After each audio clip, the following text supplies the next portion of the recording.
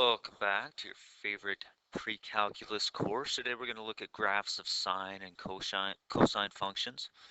We're going to go ahead and sketch the graph of the basic sine and cosine function. We're going to use the amplitude and the period to help sketch those graphs, and then look at some translations of those graphs, including vertical, horizontal translation, um,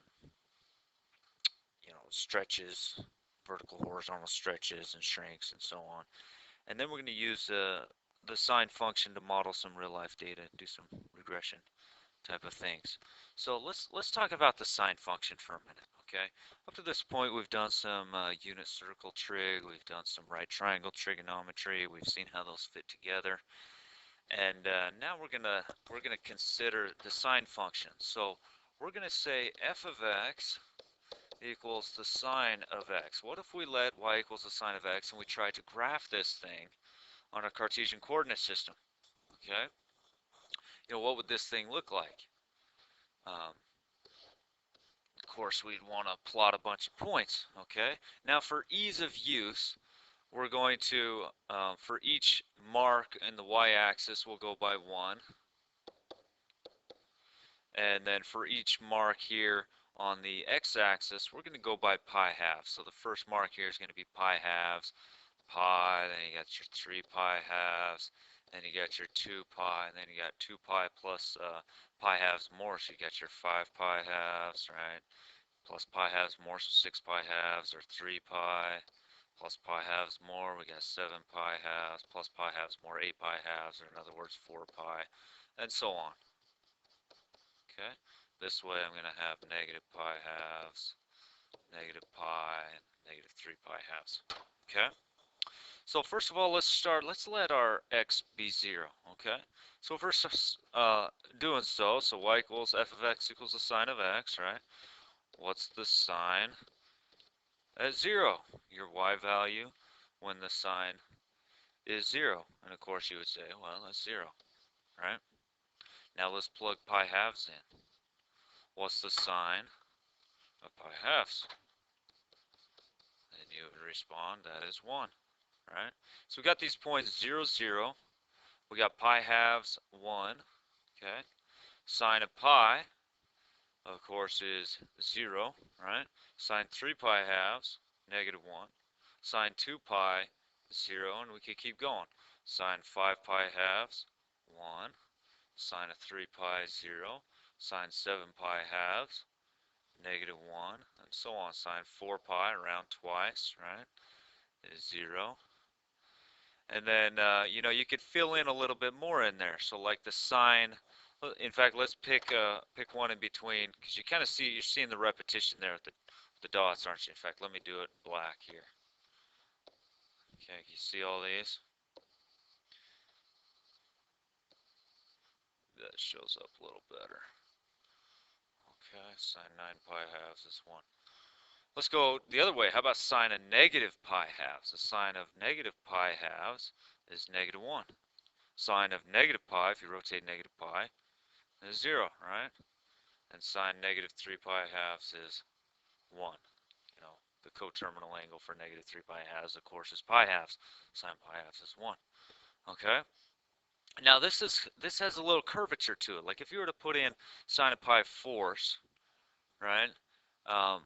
Pi fourths, you'd have root 2 over 2. So it's about, up here, like 0.6-ish. I don't know, I don't have my calculator on me, but whatever root 2 over 2 is.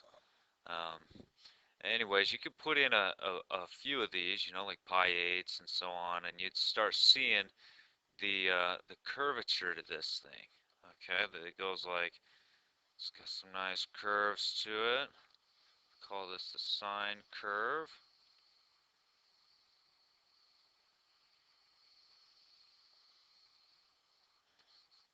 Okay, it keeps going. Here we go. Let's go this way now. And so on. We keep going with that. Okay. Now, do you see how you've got some? It's cyclical, right? It keeps on repeating that pattern. Okay. So let's see if we can find one cycle. You see how from 0, if I'm following this thing, I get to 2 pi, right? You see how we repeat that same thing right here? From 2 pi to 4 pi, right? So from here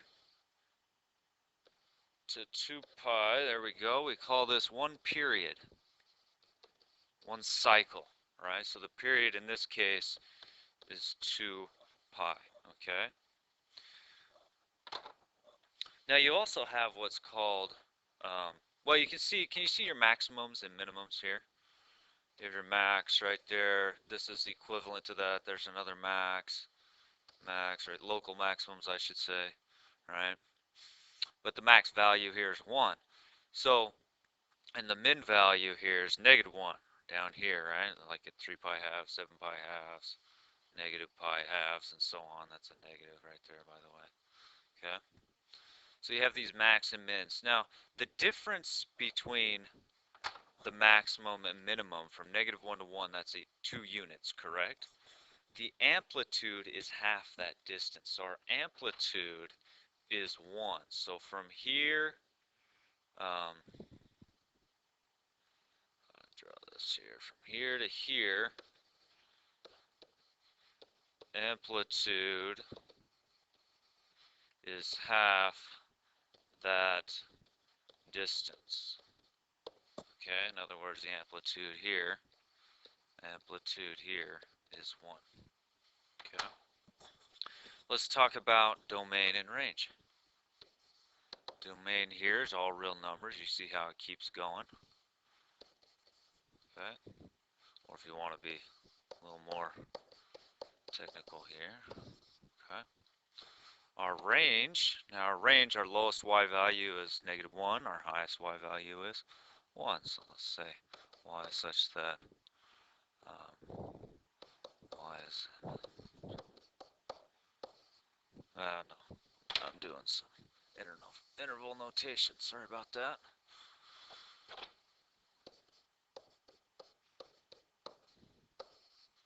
Or if you want to just say between -1 and 1 if you want to use the interval notation, right?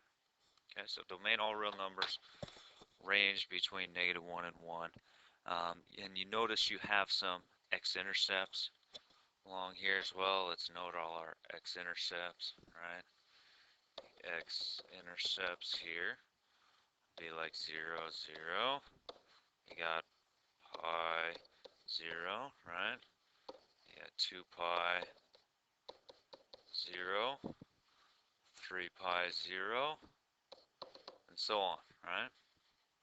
Our y-intercept, you notice that right there, that's our only y-intercept here, is the origin in this case. And there's our y-intercept. And so there's some key points that we have. Now looking at this thing, are you odd or even? Are you odd? Are you symmetric with respect to the origin? Or are you even, meaning you're symmetric about that y-axis, right? Well, if you notice, if you take, let's take this pi halves comma 1. You see this point pi halves comma 1 right here, right? Now if I go the same distance to the left, so negative pi halves, where do I end up at? I end up at -1, right? I end up right there, okay? In other words, f of negative x equals negative f of x, okay? So in this case, we are odd. That's the test for oddness, okay? So we are odd because f of negative x equals negative f of x.